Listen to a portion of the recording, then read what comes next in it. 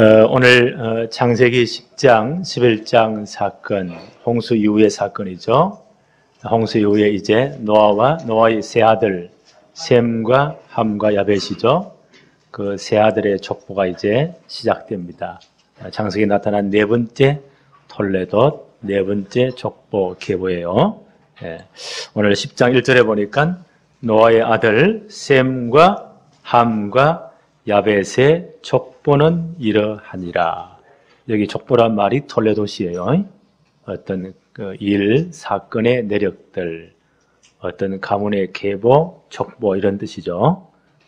창세기에 나타난 네 번째 나타난 톨레돗입니다. 홍수 이후에 그들이 아들을 낳았으니 아마 홍수 이후에 엄청나게 인구 팽창이 급속도로 빨라집니다. 그렇게 해서 이제 하나님의 뜻은 뭐예요? 홍수 이후에 이 거룩한 백성들이 온 땅에 흩어지는 거예요. 온 땅을 정복하는 겁니다. 그래서 이들이 이제 흩어지면서 시날 평지의 바벨이라는 곳에 바벨탑을 쌓은 그곳에 와가지고는 하나님의 뜻을 그에게 버립니다. 우리가 왜 흩어지냐? 우리 기술로 우리의 모든 과학을, 우리의 모든 지식을 총동원해서 큰 성을 쌓고 또 하늘에 닿는 꼭대기에 닿는 탑을 쌓고 더 이상 홍수 사건을 이기기 위해서 우리 이름을 내고 하나님 밀어내버리고 우리가 하나님 자리에 올라가고 우리가 모든 것을 다 하자. 이래가지고 어마어마한 도시를 짓고 바벨탑을 쌓습니다. 홍수를 이겼지만요, 창세기 3장의 영적 상태는 남아있는 거예요. 창세기 3장 영적 상태가 뭐예요? 네가 하나님 되라 그거예요. 뭐 때문에 하나님 하느냐? 우리가 하나님 되자 이거예요. 이래가지고 엄청난 바벨탑을 쌓습니다. 하나님께서 이런 그 뱀의 후손들, 사단의 가르침을 따르는 이 족속들이죠. 그걸 싹 다 쓸어버렸잖아요. 그러나 이 땅에 다시 이런 무리들이 생기는 겁니다. 그래서 하나님 볼 때는 이 땅에는요, 지금도 마찬가지예요. 정말 복음을 따르는 창세기 3장 15절에 주인공이신 그리스도, 이 복음을 붙잡는 요 여자의 후손의 계열, 그거 필요 없다. 우리 멋대로 산다. 라고 말하는 사단의 가르침을 따르는 뱀의 후손의 계열. 이렇게 딱 두 분류로 나누어집니다. 하나님 볼 때는. 홍수 사건 이후에 또 이렇게 두 분류가 갈려지는 겁니다. 오늘 그 본문이에요. 네 번째 톨레돗이 시작되죠. 아까 읽었지만 창세기 10장 1절을 다시 한번 더 봅니다. 노아의 아들 셈과 함과 야벳의 족보는 이러이러하다 라고 해서 네 번째 톨레돗 족보가 시작이 되어집니다. 2절에 보니까 야벳의 아들은 고멜과 마곡과 마대와 여반과 두발과 메섹과 다라서요. 쭉 야벳의 그 족보 이야기가 나옵니다. 창세기 10장 6절 한번 볼까요? 함의 아들은 구서와 미스라임과 붓과 가나안이요. 그래서 그 후손들이 쭉 나오죠. 함이 어떤 사람이에요? 홍수 사건 이후에 그 아버지의 벌거벗었음을 드러내는, 그렇죠? 죄를 지적하고 드러내고 정죄하는 그 사단의 역할에 한 그 계열에 쓴 사람이에요. 근데 이 족보들을 자세히 살펴보면 이 함의 족보는 굉장히 번창을 해요. 그리고 강력한 백성들이 되어요. 함의 아들로 저주받은 가나안의 족보도 나오죠. 창세기 10장 15절에 성경 한번 볼까요? 15절에 가나안은 장자 시돈과 헷을 낳았고 쭉 가나안 족속들이 나옵니다. 다 함의 계열들입니다. 그리고 창세기 10장 21절에 이제 셈의 족보가 나오죠. 셈은 에벨 온 자손의 조상이요 야벳의 형이라. 그에게도 자녀가 출생하였으니 22절에 셈의 아들은 엘람과 아스루와 아르박삭과 룻과 하다며 쭉 나옵니다. 예. 셈의 족보가 쭉 시작되죠. 창세기 10장 25절 한번 보세요. 셈의 계열에서 두 아들이 나오는 거예요. 25절에 에벨은 셈의 족보 가운데 에벨이라는 분이 태어나잖아요. 근데 그 에벨은 두 아들을 낳고 하나의 이름은 벨렉이라 하였으니 그때에 세상이 나누었습니다. 이때 바벨탑 사건이 생기는 거예요. 하나님이 싹 다 은혜를 혼자게 흩어버리죠. 요 셈의 후손 쭉 계열 가운데 에벨이라는 분이 두 아들을 낳았는데 벨렉이었다. 첫째 이름은 벨렉이었다. 두 번째 아들이 누굽니까? 벨렉의 아우의 이름은 욕단이었다. 이때에 세상이 나누었다. 바벨탑 사건이 생기는 겁니다. 전세로 흩어집니다. 요 셈의 계열을 통해서 창세기 3장 15절에 족보가 이어지거든요. 셈의 계열 가운데 에벨이 있고 에벨의 장자가 벨렉이에요. 요 계열로 해서 그리스도의 족보가 이어집니다. 그런데 여기서 두 아들을 소개를 해요. 벨렉과 욕단이었다. 그래서 이제 이 성경학자들 가운데 특히 우리 민족의 어떤 근원을 연구하는 학자들이 꽤 많이 있어요. 이분들은 이렇게 이야기해요. 셈의 계열 가운데 에벨이라는 분이 있었고 이분이 두 아들을 낳았는데 첫째 아들은 벨렉이고 둘째 아들은 욕단이었다. 다 셈의 계열이에요. 바벨탑 사건 이후에 큰 아들 벨렉은 그 지역에 가나안 지역에 남아 있었고 욕단의 후손들은 시베리아 벌판을 넘어서 천상고도를 넘어서 한반도까지 왔다는 거예요. 이 후손이 우리 민족이다. 그렇게 말하는 분들도 있어요. 꽤 많은 증거를 갖다 댑니다. 꽤 많은 증거를. 그래서 그분들의 어떤 주장은 이스라엘 족속들은 우리의 큰 집 좀 되고 우리 한반도에 남은 우리 족속, 우리 민족은 작은 집 좀 된다. 그런 공통점이 꽤 많이 있어요. 굉장히 많이 있어요. 그래서 이렇게 주장하는 분도 있구나. 참고하시기 바랍니다. 그게 좋은 책, 그분들이 지은 책도 꽤 많이 나오고 그렇게 해요. 그래서 우리 민족은 마지막 시대에 하나님 앞에 서일 수밖에 없다. 그런 기분 나쁘지 않는 말이잖아요. 그렇게 말하는 분들도 있어요. 이래서 셈의 족보가 이어지는데 바벨탑 사건 때 전체가 흩어졌다. 함의 족보를 한번 볼까요? 창세기 10장 8절부터 구스가 이제 함의 족보죠. 그 후손은 구스라는 분이 나와요. 니므롯을 낳았으니 10장 8절이에요. 구스가 또 니므롯을 낳았으니 그는 세상의 첫 용사라. 용사. 많은 사람들을 선동하고 이끌어가는 이런 아주 영웅인가 봐요. 그가 여호와 앞에 용감한 사냥꾼이 되었으므로 속담에 이르기를 아문은 여호와 앞에 니므롯같이 용감한 사냥꾼이로다 하였더라. 이 니므롯의 나라는 10절에 보니까 그의 나라는 시날 땅의 바벨과 엘렉과 악갓과 갈레에서 시작되었으며 11절에 그가 그 땅에서 아수르로 나아가 니느웨와 르호보딜과 갈라와 12절에 및 니느웨와 갈라 사이에 레센을 건설하였으니 이는 큰 성읍이라. 이 니므롯 사람이 함 족속인데 그 후손인데 엄청난 도시들을 건설하였다. 어마어마한 용사이었다. 라고 성경은 기록을 합니다. 그리고 나서 창세기 11장 1절 2절 한번 보세요. 온 땅의 언어가 하나요 말이 하나였더라.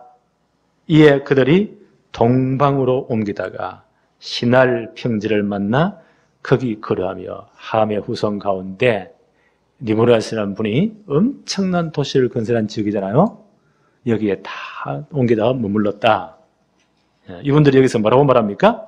3절 4절에 서로 말하되 자 벽돌을 만들어 견고히 굽자 하고 이에 벽돌로 돌을 대신하여 하며 역청으로 진흙을 대신하고 이래가지고 어떻게 했다고요? 4절에 또 말하되 자 성읍과 탑을 건설하여 그 탑 꼭대기를 하늘에 닿게 하여 우리의 이름을 내고 온 지면에 흩어짐을 면하자 하였더니 홍수사건을 이길 만큼의 그만큼 튼튼한 도시를 건설하고 아무리 홍수가 나도 그걸 이길 만큼의 탑을 꼭대기를 하늘 끝까지 쌓았다. 이게 얼마나 높을까요? 네. 지금도 인간의 본성 가운데는요, 하여튼 건물을 많이 올리려는 이런 본성들은 늘 있어요. 그런 것들이. 네. 얼마나 높을까요? 엄청 낮겠죠. 네. 이래가지고 하나님 밀어내버리고, 하나님 섬기지 말고 하나님 뜻 거역해버리고, 왜 흩어지느냐? 흩어지지 말자. 이런 어마어마한 바벨탑을 샀습니다. 아마 여기에 함의 후손들이 주도적인 역할을 한 것 같아요. 용사라 하면요, 많은 사람들을 리드하면서 뭔가 엄청난 카리스마를 가지고 끌고 나가는 사람이란 말이에요. 이게 주도가 돼가지고 왜 흩어지느냐? 내가 이만한 어마어마한 도시를 건설했지 않느냐? 우리의 모든 지식과 우리의 모든 기술을 총동원해가지고 하늘 꼭대기까지 닿는 탑을 쌓고 하나님 밀어내버리고 우리가 하나님 자리에서 우리 힘으로 성공하고 흩어짐을 면하자. 이게 바벨탑 사건이에요. 여기에 이 함의 후손들이 보세요. 이 사람들이 주도를 하는 거예요. 하나님이 가만두시겠어요? 이것들을 싹 흩어버립니다. 흩는 방법이 말을 통하지 않게 만들어가지고. 그때 말이 하나 있거든요. 말을 전부 다 흩어지도록. 족속별로 전부 갈라버리도록. 그 말이 안 통하니까 뭐 일이 안 되잖아요.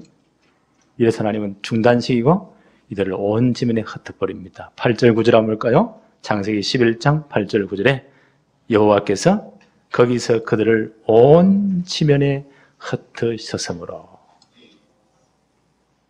그때를 아까 읽었죠? 그 셈 계열의 에벨의 두 아들 벨렉과 욕단을 낳았는데 그때 세상이 나뉘었다. 이때 이 사건이 생기는 거예요. 창세기 11장 8절에 여호와께서 거기서 그들을 온 지면에 흩으셨으므로 그들이 그 도시 건설하기를 그쳤더라. 그러므로 그 이름을 바벨이라 하였으니 이는 여호와께서 거기서 온 땅의 언어를 혼잡하게 하셨습니다. 여호와께서 거기서 그들을 온 지면에 흩으셨더라. 언어를 다 혼잡게 만들었어. 싹 다 흩어버립니다. 그래서 우리나라 보세요. 뭐 영어 안 배우면 먹고 살기 힘드니까 좀 세상이 그렇잖아요. 영어권이 지금 모든 돈을 다 쥐고 있으니까 영어를 배우기는 배워야 되는데 얼마나 힘듭니까? 그렇죠? 또 우리나라만큼 엄마들이 방방 뜨는 민족이 없잖아요.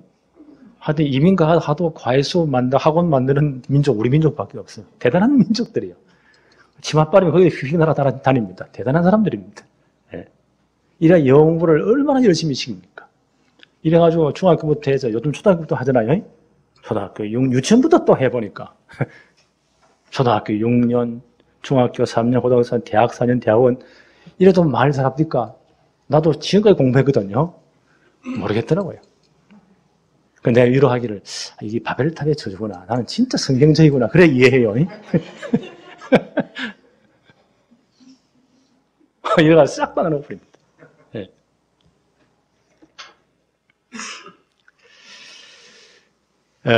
이렇게 흩어지면서요. 이 두 분류가 나누어지잖아요. 함의 후손들, 바벨탑 사건을 주도했던 함의 후손들. 네. 그 사람들은 끝까지 하나님의 구속사역에 계속 반대되는 일을 마합니다. 그렇죠? 그런데 오늘 창세기 11장 10절에 한번 볼까요? 셈의 족보는 이러하니라. 한국에서 셈의 족보가 쭉 나와서 데라까지 오고 창세기 12장 아브라함을 부르시거든요. 그 후손 가운데 요 셈의 족보 톨레도스를 통해서 하나님 누구를 보내십니까? 창세기 3장 15절의 주인공인 그리스도를 보내십니다. 이 계보를 이어가게 하신 거예요. 하나님은 절대 당신의 계획을 취소하지 않으세요. 하나님의 구원 사역을 한 번도 쉰 적이 없어요.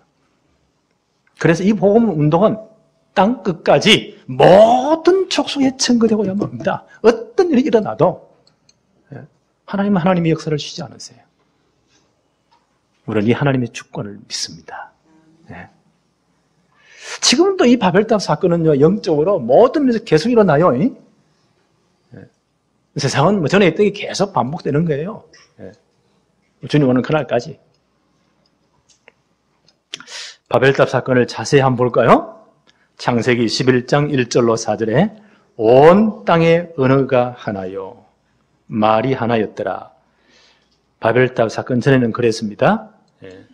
이에 그들이 동방으로 옮기다가 신할 평지를 만나 거기 거류하며 하나님은 온 땅에 흩어지라고 했잖아요. 3절에 서로 말하되 자 벽돌을 만들고 견고히 굽자 하고 이에 벽돌로 돌을 대신하여 역청으로 진흙을 대신하고 또 말하되 자 성읍과 탑을 건설하여 그 탑 꼭대기를 하늘에 닿게 하여 우리 이름을 내고 온 지면에 흩어짐을 면하자 하였더니 하나님은 노아 홍수 후에 그들에게 어떻게 축복하시죠? 창세기 9장 1절에 온 땅에 흩어져 지배하고 정복하고 다스리라. 하나님의 거룩한 백성들이 온 땅을 장악하기를 원하세요.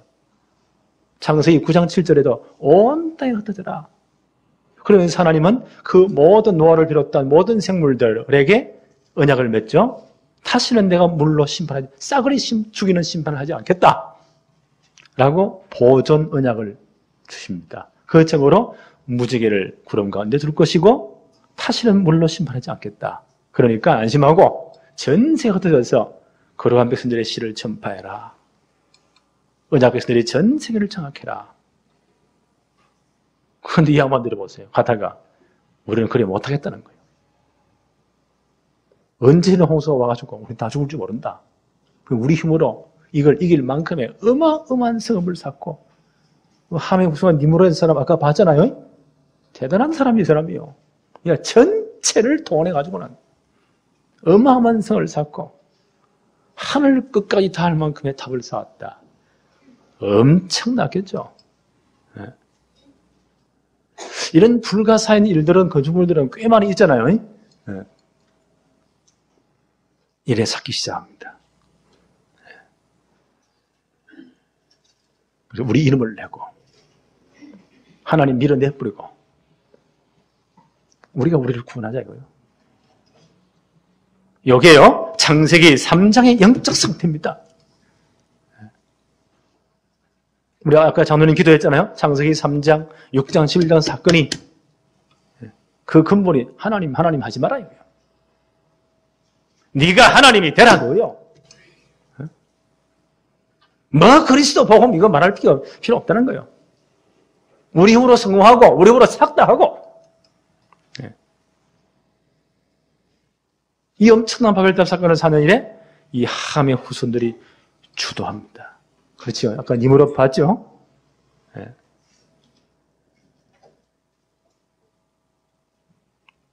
이 사람들이 보세요.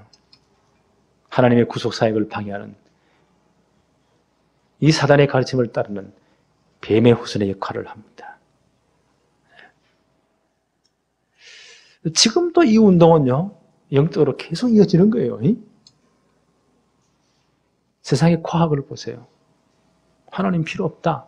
전부 다 해결 다 할 수 있다. 뭐 때문에 하나님 하느냐? 이상한 단체들, 뉴에이지라든지 프리메이슨들이 이런 사역을, 이런 지금 엄청난 작업들을 하는 거예요. 반드시 그 위에 영적 문제가 옵니다. 또 성공할 수도 없습니다. 하나님은 싹 다 흩어버리잖아요. 창세기 11장 8절 9절 다시 한번 더 볼까요? 여호와께서 거기서 그들을 온 지면에 흩어쓰므로 그들이 그 도시 건설하기를 그쳤더라.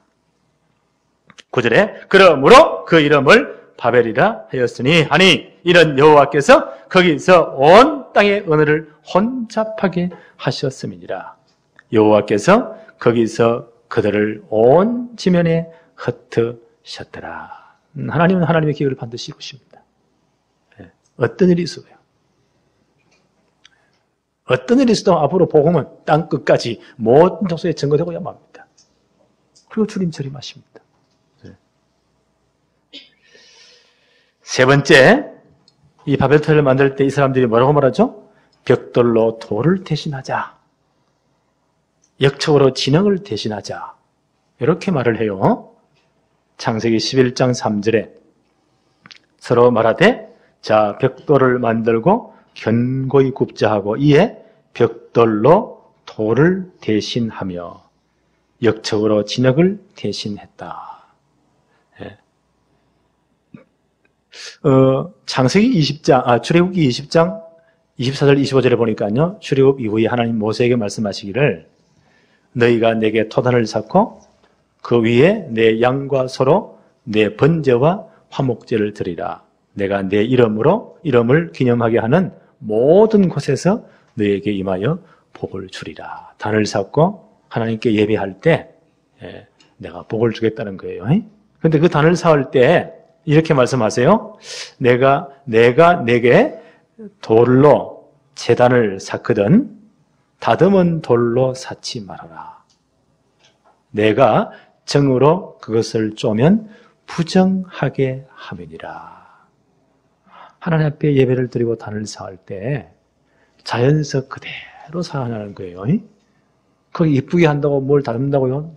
정을 쪼거나 손을 대는 것은 사람의 공로를 거기 더하는 거잖아요. 사람의 힘을 거기 더하는 거잖아요. 그것은 부정한 것이다. 거기서 피제사를 드릴 때 그리스도를 예표하죠. 이 번제자는 그리스도를 예표하죠. 그렇지만 십자가 사건을 예표하죠. 네. 복음에는 인공적인 것을 더해서는 절대로 안 된다. 하나님의 엄청난 이 구속사에 우리가 뭘 보태주는 게 아니에요. 하나님이 먼저 원복음을 주었잖아요. 인간이 타락하자 말자 하나님은 그 인간을 찾아오셨어요. 그리고 죄를 깨닫게 하셨잖아요. 네가 어디 있느냐? 부끄러워 숨었습니다. 수치심과 두려움을 다 드러내잖아요. 그리고 복음부터 주었잖아요. 여자의 후손이 오시면 너를 넘어뜨렸던 뱀의 머리를 상하게 할 것이다. 하나님이 그리스도를 보내셨잖아요. 큰 몸, 우리 모든 죄를 그에게다 뒤집어 세워서 대신 물어서 십자가 못 박아 죽으시잖아요. 그 그리스도를 하나님이 사흘 만에 살리셨잖아요. 우리를 구원할 복음을 완성시켰잖아요. 사람이 보태준 거 있어요? 전적 누구의 사역이요? 하나님의 사역이에요. 전적인 하나님의 은혜예요. 그래서 이 그리스도의 십자가를 상징하는 번제단을 쌓을 때는 절대로 인간이 따듬어서 예쁘게 하지 말라는 거예요. 우리가 보태주는 게 아니에요. 하나님이 하셨어요. 네. 벽돌을 대신해서 벽돌로 돌을 대신하고 역청으로 진흙을 대신하자. 이게 사람이 뭘 보태줘야 된다는 인본주의 사상이에요. 우리가 다 할 수 있다는 거예요. 바벨탑 사건의 본질이 뭔지 아세요? 하나님 밀어내버리자. 우리 힘으로 다 하자는 거예요. 우리 힘으로 성공하고 우리 힘으로 모든 걸 이루고 인류로 보세요. 얼마나 많은 과학을 발전시키고 얼마나 많은 업적을 만들어냈습니까? 그게 우리를 구원합니까?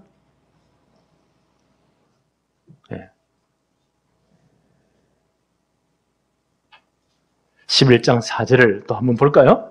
또 말하되 자 성읍과 탑을 건설하여 그 탑 꼭대기를 하늘에 닿게 하여 우리 이름을 내고 온 지면에 흩어짐을 면하자 하였더니 하나님의 뜻은 뭐예요? 이 거룩한 백성들이 온 지면을 차지해라. 생명하고 번성해라. 이들은 못 흩어진다. 우리 이름 내고 하나님 밀어내버리고 우리 기술 가지고 모든 걸 해결하자. 이게 창세기 3년 네가 하나님 되라 그 영적 상태입니다. 하나님이 건설하시려는 하나님 나라의 대적에서 자기들의 성읍을 쌓겠다는 거예요. 이건 하나님 나라에 대한 반역입니다. 자기들의 왕국을 건설하는 겁니다. 하나님 나라에 대한 반역이에요. 그렇죠? 지 힘으로. 오늘날 미국을 장한 뉴에이지 사상이 프리메이슨 사상이 바로 이 사상입니다. 그래가지고 매일 이분들 모여 뭔가 영적으로 뭐 충족을 힘을 못 받아요. 이래 일을 하니까 그래 그 배우의 사단이 역사해요. 어마어마한 능력이 나오고 별의별 게 다 나와요. 그 다음 오는 영적 문제는 심각해집니다. 네. 또 이 바벨탑 운동은요, 시작을 어떻게 하죠? 벽돌을 가지고 돌을 대신하고 역청으로 진영을 대신하자. 바꾸는 운동이에요. 다른 복음 운동이에요. 십자가 말하지 말라는 거예요. 다른 거 섞으라는 거예요. 이런 영적인 이 다른 복음 운동이, 영적인 바벨탑 운동이 교회 안에 교묘히 파고들어오는 겁니다. 교회사를 통해서 계속 파고들어왔습니다. 초대교회 안디옥 교회가 바울팀을 이방인 사도로 파송했잖아요. 이 바울 전도팀이 가는 곳곳마다 생명으로 복음을 전해요. 많은 이방인들이 복음을 듣고 돌아와요. 그런데 그 이방인 교회에 교묘한 사단의 전략이 들어옵니다. 영적 바벨탑 운동이 들어와요. 그게 할례주의자들이에요. 율법주의자들. 이것들이 와가지고 뭐라고 말하냐. 너희가 아무리 예수 믿는다고 할지라도 모세 율법 안 지키고 모세 율법대로 할례 받지 아니하면 구원 못 받는다. 그 이방인 교회들이 막 시끌벅적합니다. 내리 혼동이 되는 거예요. 사도행전 15장 1절 2절에 보니까 어떤 사람들이 유대로부터 내려와서 형제들을 가르치되 너희가 모세의 법대로 할례를 받지 아니하면 능히 구원을 받지 못하리라. 바울 및 바나바와 그들 사이에 적지 아니한 다툼과 변론이 일어난지라.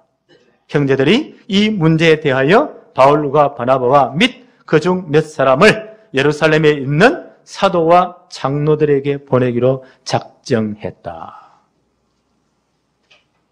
이런 할례주의자들, 율법주의자들이 와가지고는 이방인에 들어와서 너희들이 아무리 예수 믿어도 구원받지 못한다는 거예요. 뭔가 해줘야 된다는 거예요. 네 힘으로 열심히 살고 율법 다 지키고 할례 받아야 된다. 그러니까 바울이 너무 열이 받쳐가지고 그들 중에 많은 변론 다툼이 생깁니다. 할 수 없어가지고 여기에서 결정이 안 나니까 예루살렘 총회를 소집하는 거예요. 바울과 바나바, 그 할례주의 사람들, 예루살렘 모든 사도와 장로들이 다 모입니다. 총회가 소집되는 거예요. 여러 번 변론이 일어납니다.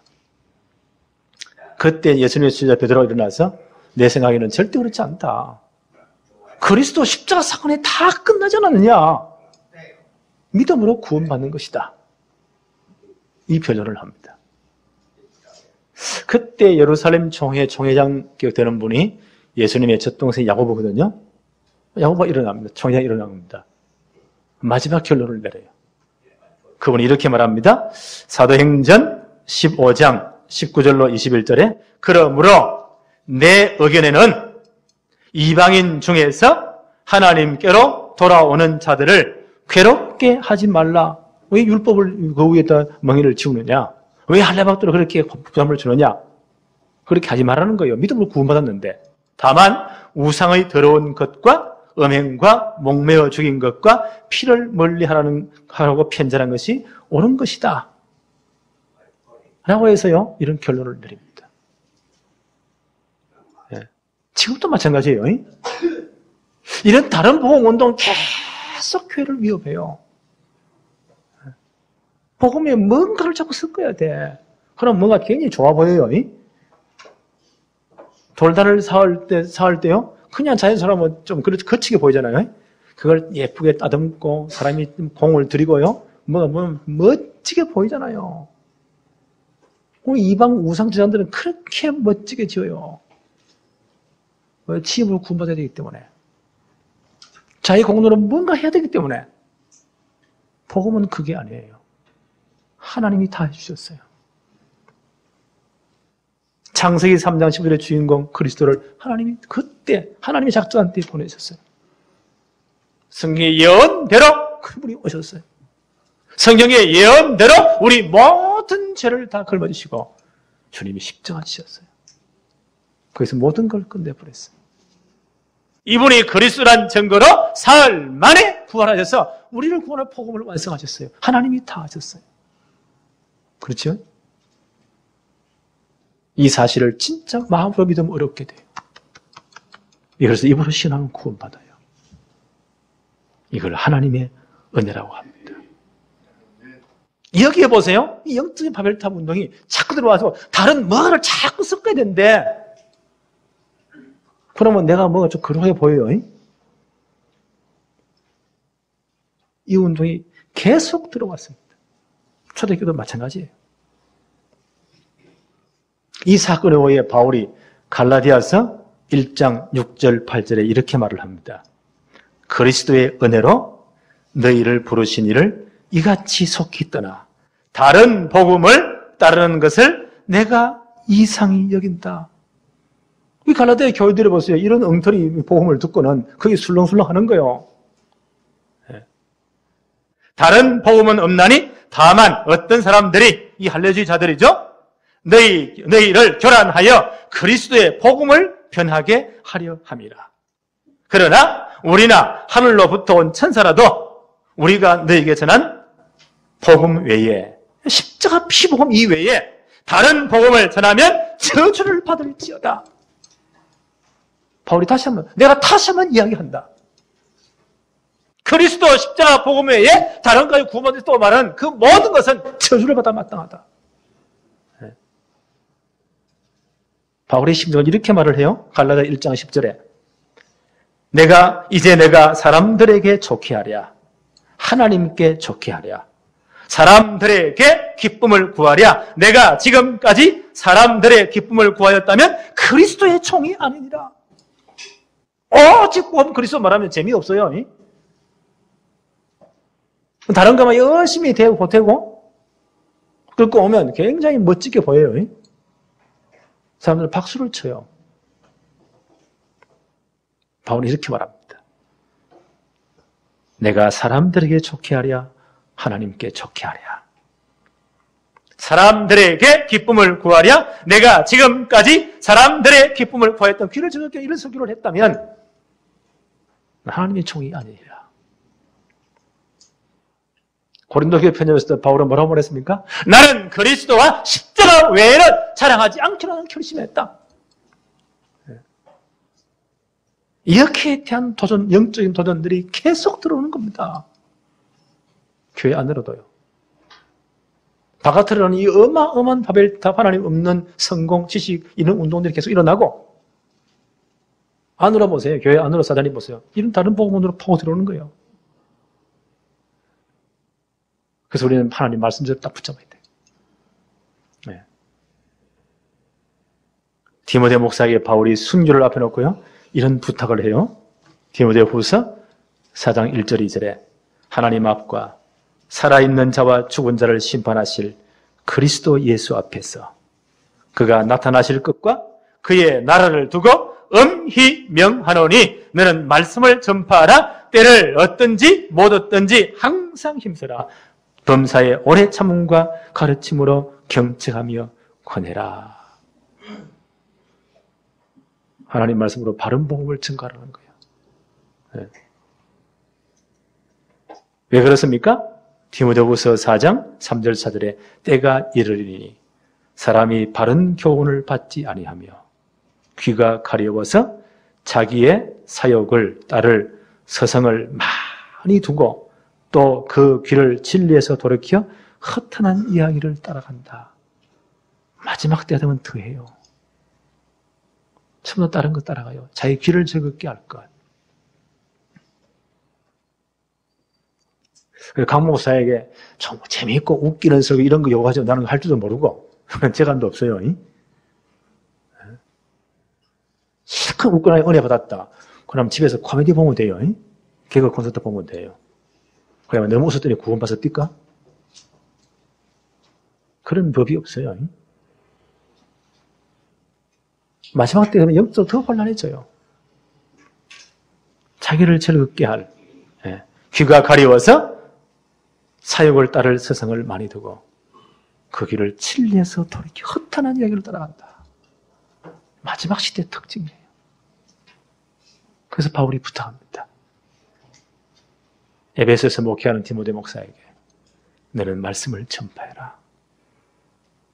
네가 먼저 배우고 확실한 일에 거하고 이 진리의 복음을 제대로 전거해라. 고난을 받으면서까지 이 일을 계속해라. 오늘 우리는 굉장히 중요한 부분을 보았습니다. 마지막 때에 똑같아집니다. 하나님 밀어내는 자기 힘으로 성공하겠다는 하나님 없이 성공하겠다는 이 운동들은요 계속 더 커져요. 전 세계 문화와 모든 기술 학문을 다 장악해버려요. 왜요? 사단이 하나님의 구속 사역을 반대하는 일에 여기에 모든 걸 다 동원하기 때문에. 그렇죠? 그게 굉장히 커. 니무롯이 보세요. 엄청난 도시를 건설하고 전 사람들 동원해가지고 어마어마한 탑을 쌓잖아요. 사람들 거기 다 따라가잖아요. 이게 전부 다인 것처럼 보여요. 거기 속으면 안 돼요. 하나님 어떻게 하세요? 싹 다 흩어버립니다. 네. 교회 안도 마찬가지입니다. 다른 게 파고듭니다.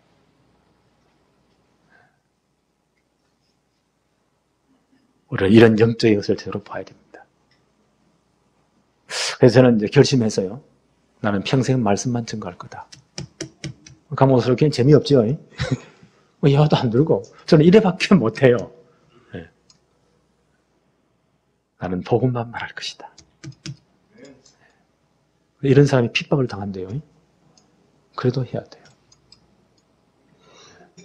하나님은 결코 하나님의 구속사역을 멈춘 적이 없습니다. 그렇죠? 이 일을 계속하십니다. 우리 교회가 이 축복으로 정말 무장되어지기를 바랍니다. 하나님 아버지 감사합니다. 오늘 복된 주의 날을 허락하셔서 하나님 앞에 예배하는 최고의 축복을 누리게 하옵시며 오늘도 말씀을 통해서 마지막 세대에 우리가 왜 하나님 말씀 붙잡아야 되는지 왜 복음운동만 해야 되는지 깨닫게 하심을 감사합니다. 정말 이 복음으로 우리의 각인을 바꾸게 주옵시고 복음으로 정말 각인된 영적 상태가 뿌리내리게 하여 주옵시며 이것이 체질화되도록 축복해 주옵소서. 마지막 시대를 이기며 세계 복음하는 최고의 축복을 허락하여 주옵소서. 예수님의 이름으로 기도합니다. 아멘.